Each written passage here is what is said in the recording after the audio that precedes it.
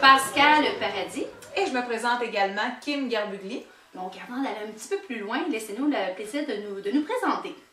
J'ai œuvré dans beaucoup de milieux, entre autres dans les hôpitaux en santé mentale, dans les CPE, dans les milieux scolaires évidemment, les résidences de personnes âgées aussi.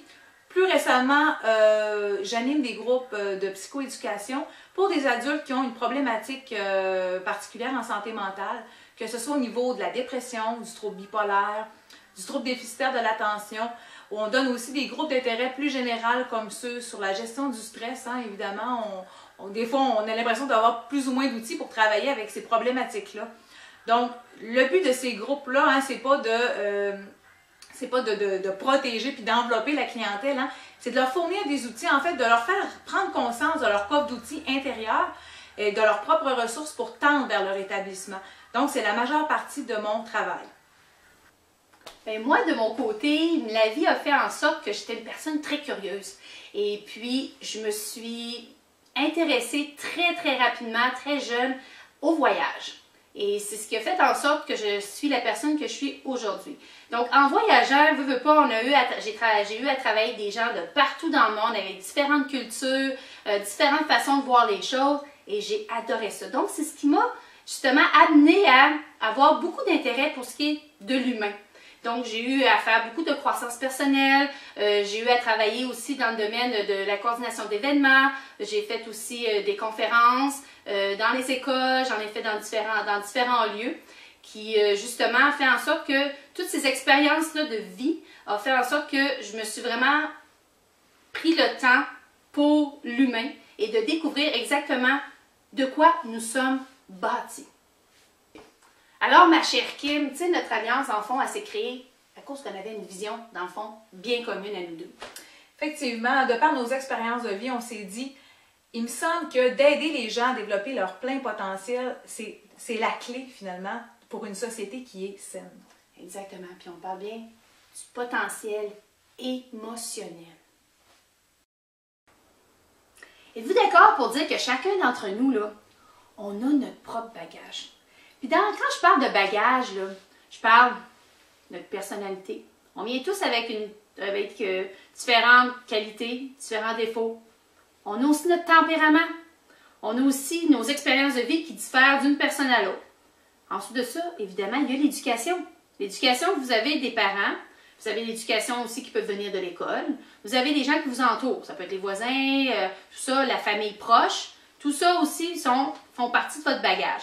Vous avez aussi les choses auxquelles vous croyez, les fameuses croyances, là. Il y en a de toutes les sortes, que ça peut être autant religieuse ou tout ça. Il y en a de toutes les sortes. Vous avez aussi les opinions, les idées aussi qui font partie de votre bagage. Ça vous appartient, c'est quelque chose que vous avez en dedans. Pensez-vous aussi que tout le monde, là, il possède ce qu'on appelle un potentiel unique? Et moi, je ne suis pas tout seul à le penser. Même Albert Einstein, il le pensait. Écoutez, lui, ce qu'il disait, il dit tout le monde, dans le fond, il dit c'est un génie. Mais si vous jugez un poisson sur ses capacités à grimper dans un arbre, ben, dans le fond, il va penser toute sa vie qu'il est complètement stupide.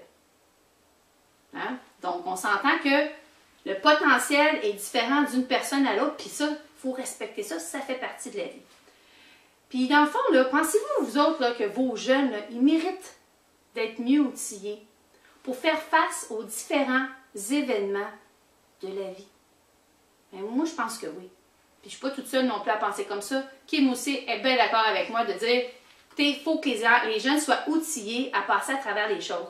On entend tellement d'événements sur les suicides, l'intimidation, toutes ces choses-là, que je pense que les outiller, qu'est-ce que vous pensez que ça peut faire?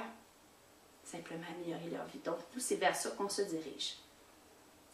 Je ne sais pas si vous avez remarqué, mais dans notre société aujourd'hui, on est malheureusement un peu bombardé de messages du genre « on est des victimes ». On est des victimes d'injustice, on est des victimes d'intimidation, on est des victimes des autres, finalement. On peut même être victime de notre vie. C'est un message qu'on entend beaucoup et qui est extrêmement véhiculé par, oui, les médias de toutes sortes, mais c'est un petit peu le message collectif qui est en branle en ce moment. Est-ce que vous êtes tanné un peu d'entendre des phrases du genre « Hey, pauvre lui, pauvre elle, hey, c'est pas drôle ce qui arrive. Toute la vie, ça chante sur cette personne-là. Comment ils vont donc bien s'en sortir? Tout, ça chante sur eux, voyez-vous? Ou c'est pas facile la vie. Encore là, c'est une autre idée, hein? On a le droit de...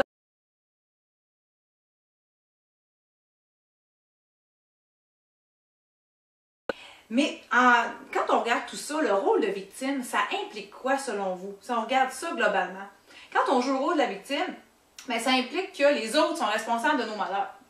Un peu plus facile des fois de pelleter dans la cour du voisin et de dire « Ah, oh, c'est pas ma faute ce qui arrive. Non, non, non, c'est de la faute de la société ou c'est de la faute de mes parents, c'est de la faute de mes profs. C'est trop facile hein, quand on est dans cette optique-là. Je ne sais pas si vous avez remarqué, mais j'imagine que oui, hein, les manifestations se multiplient, il y a beaucoup de demandes de réparation ici et là. On semble être en lutte constante pour atteindre des objectifs finalement qui n'arrivent pas parce qu'on est en lutte. On le sait que quand on est en lutte, on a l'impression qu'on s'éloigne de notre but, on ne va pas chercher ce qu'on veut. Donc quand on est dans le rôle de la victime, on est dans le rôle de la lutte, on demande réparation à tout le monde, puis on ne part pas de l'intérieur pour régler ses propres enjeux finalement. C'est ce qui vient difficile. Il peut aussi, hein, quand on a le rôle de victime, une impression assez récurrente de ne pas avoir de pouvoir sur sa vie, de rien contrôler. Quand on jette ça dans le cours du voisin, c'est sûr que c'est difficile de penser qu'on peut avoir un contrôle sur ce qui nous arrive. Oui, voyez-vous, il y a des événements qui arrivent à un moment donné, on ne peut pas contrôler ça. Par contre, on peut contrôler notre façon d'y réagir. Je pense que vous allez être d'accord avec moi si je vous dis qu'on se positionne tous, à un moment ou à un autre, dans le rôle de victime. Parfois, on le fait de façon consciente, parfois de façon inconsciente, hein, c'est selon. C'est sûr que d'adopter ce rôle-là, des fois, on peut décider de garder un peu le rôle de victime. On peut décider de briller un peu par ce rôle-là. On peut aussi décider qu'on congédie le metteur en scène, puis qu'on obtient un meilleur rôle. Mais si on agit comme ça, c'est parce qu'il y a des avantages. Sinon, ben, on ne le ferait pas. L'avantage, un des premiers hein, qu'on peut constater, c'est que ça ne nous oblige pas nécessairement à se mettre en action.